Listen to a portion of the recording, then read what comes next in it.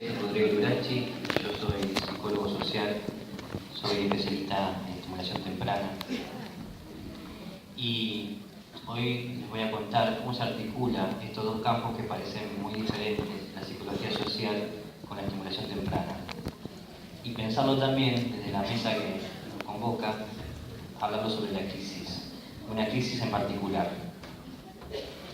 Quiero tomarme unos minutitos antes para poder agradecer a la comisión que organiza el Congreso, a nuestro director Daniel González y a mi directora y compañera Silvia Nores por haberme invitado y poder estar acá. Es realmente un honor para mí poder compartir algo de mi experiencia con mis colegas y mis futuros colegas, así que muchas gracias.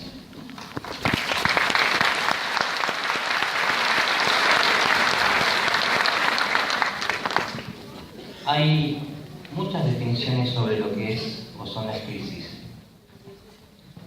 A mí me pareció pertinente, sobre todo para hablar de lo que les quiero transmitir, esa idea que hay sobre la crisis o sobre la crisis, que nos dice que es un cambio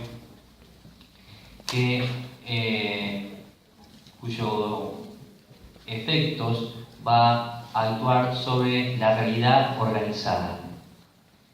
Y estos cambios lo que hacen es desestabilizarla. En este sentido, la crisis o las crisis son cambios bruscos y decisivos en un proceso. Estos procesos los vamos a ver en la sociedad, pero para poder entender la sociedad, para poder comprender los emergentes, para ver cómo actúa la sociedad, hay que ir más profundo en la sociedad. Y hablar de lo más profundo es pensar en las familias. Las crisis se dan en las familias. Yo les voy a contar, en particular, hablar de un tipo de familia y un tipo de crisis en particular, que tiene que ver con aquellas familias en donde nace un hijo con alguna discapacidad, con algún síndrome, con algún trastorno. Desde este tipo de familias podemos hablar de una situación, de una familia en crisis, y entender esos cambios como perturbaciones que no pueden ser asimilados o absorbidos por la estructura o la organización familiar, y genera justamente una familia disfuncional o la desestructura. Estos niños que nacen con discapacidades de diferentes tipos son los pacientes en estimulación temprana.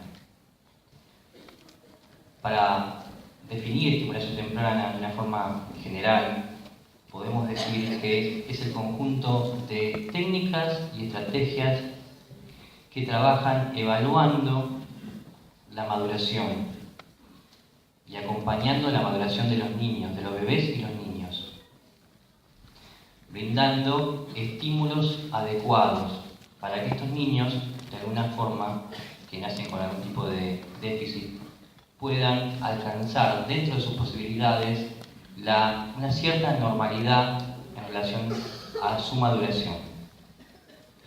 Ahora, si nos quedamos solamente con esta definición, estaríamos pensando en la estimulación temprana desde una visión reduccionista. Como psicólogos sociales, nosotros tenemos una visión más amplia. Hablamos del sujeto como un sujeto biopsicosocial. Pichon va a decir que el sujeto emerge de la familia y además que el hombre es un ser de necesidades que solo se satisfacen socialmente, es decir, en relación a los otros. Esos primeros otros son mamá y papá, en el mejor de los casos, y en otro, alguien que cumpla esa función. Es decir, entonces, que la estimulación temprana no es solamente en el bebé o en el niño, sino también en relación a la familia. El lugar donde se hace la estimulación temprana es el lugar particular, es el encuentro entre este bebé, ese niño, y esa mamá, y esa familia. Y ese lugar particular y especial es el vínculo.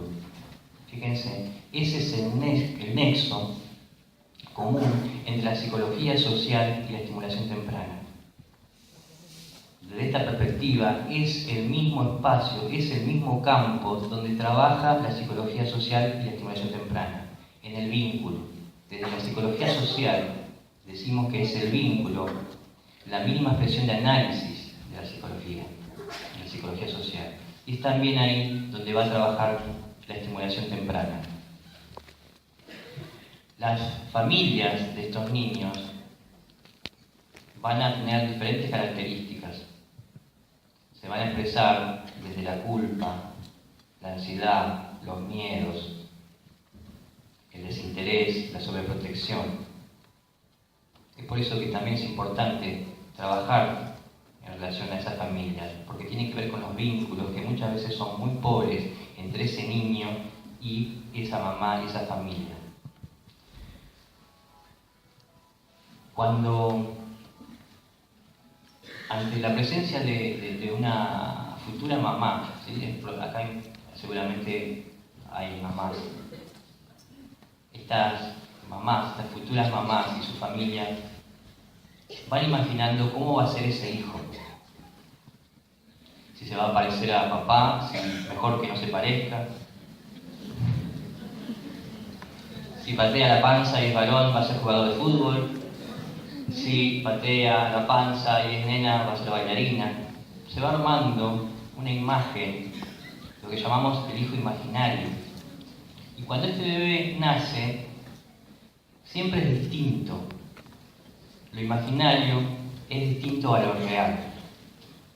Imagínense, piensen, pensemos, ¿qué pasa cuando este bebé, que genera, al no ser igual, genera cierta desilusión? Al nacer, este bebé además viene acompañado de una patología. Ese vínculo que debería establecerse de una forma sana, en algunos casos no se da. Y es ahí, lo repito, donde trabaja la estimulación temprana. Desde la estimulación temprana nosotros decimos que los verdaderos estimuladores tempranos son los papás, son la familia. El estimulador, la estimuladora, pasa 1 o 2 veces por semana trabajando con ese paciente, 20, media hora. El resto está en casa, está con su familia. Y si no hay trabajo con la familia, es muy probable que los resultados con respecto a este niño, a este bebé, sean pocos. Es por eso que decimos que si se hace un buen trabajo de estimulación temprana, deben ser los papás los verdaderos estimuladores tempranos.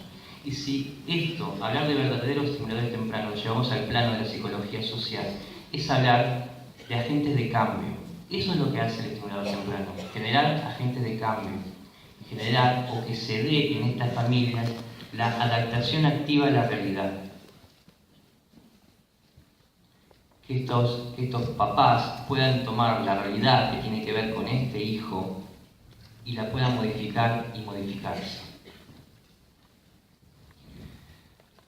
Hace un tiempo, como estimulador y como psicólogo social, vengo trabajando en este sentido con las familias, armando grupos de padres y con la técnica que la psicología social que Pichon Rivière nos enseña, que es la técnica de los grupos operativos. En este trabajo en particular que les quiero contar, los grupos, o el trabajo con los grupos, se divide en 2 tiempos.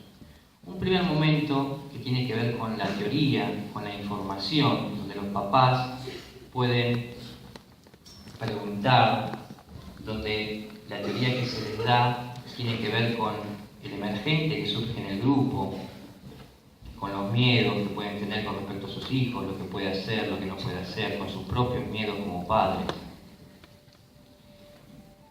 Y un segundo momento que tiene que ver con el trabajo de ellos mismos, es decir, en relación a la reflexión y al debate que se puede generar entre ellos.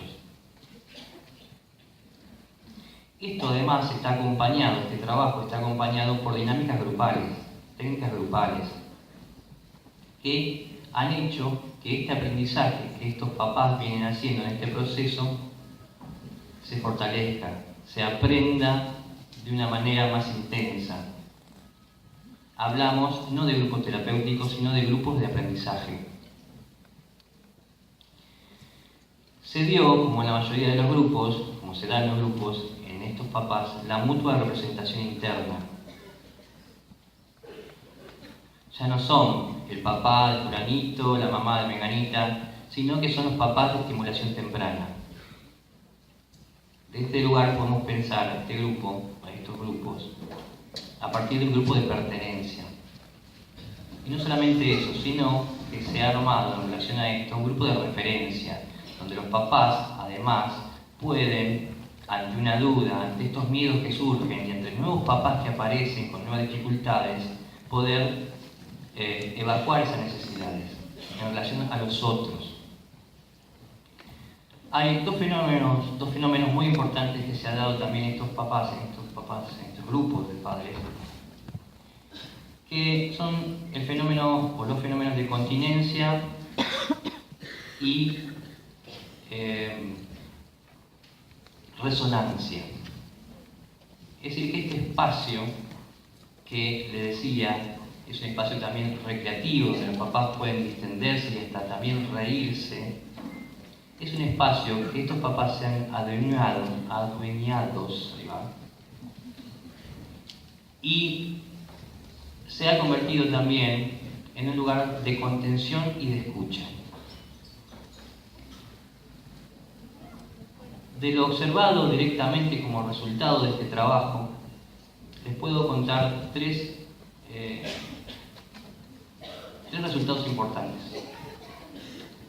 Uno tiene que ver con la asistencia a el servicio de estimulación temprana, a los tratamientos de estimulación temprana. Los papás que tienen esta problemática con sus hijos son fluctuantes en los tratamientos. Van un día, dejan de ir a otra semana, vuelven a venir al mes. Desde este trabajo con los papás, la asistencia ha sido casi perfecta. Los papás y sus hijos no faltan a las sesiones de estimulación temprana. En segundo lugar,